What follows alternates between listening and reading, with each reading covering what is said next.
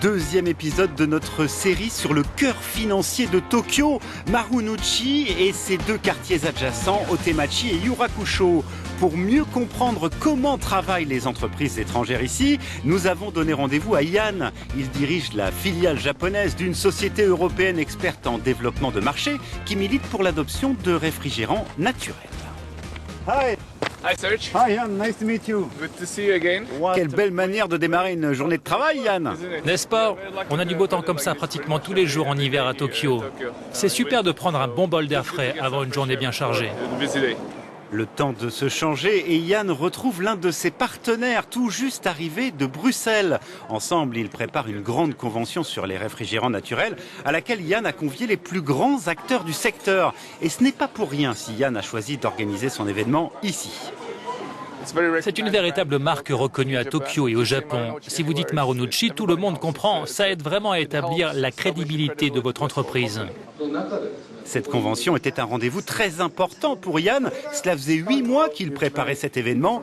200 personnes avaient répondu à l'appel.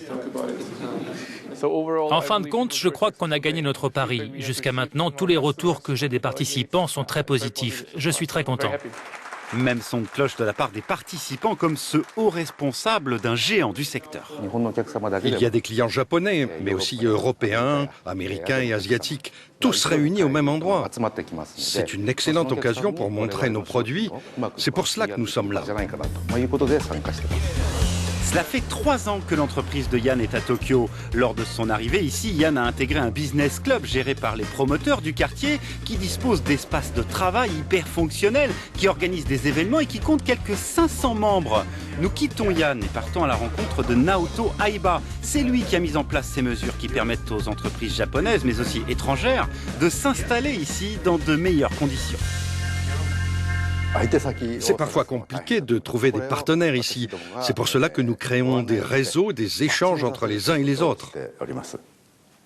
Il y a 4000 entreprises de toute taille installées ici dans le quartier de Marunouchi. 92 d'entre elles à elles seules produisent chaque année 10% du PIB japonais.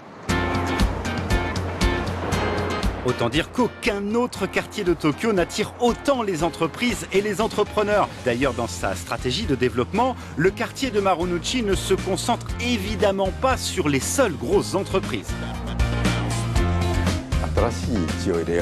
On fait venir du sang neuf. Aujourd'hui, nous accueillons des startups, ce qui permet d'ailleurs de créer des synergies avec les grosses entreprises. Marunouchi et ses deux quartiers voisins, Otemachi et Yurakusho, vont poursuivre leur développement. L'objectif étant bien sûr toujours de continuer à attirer les entrepreneurs du monde entier.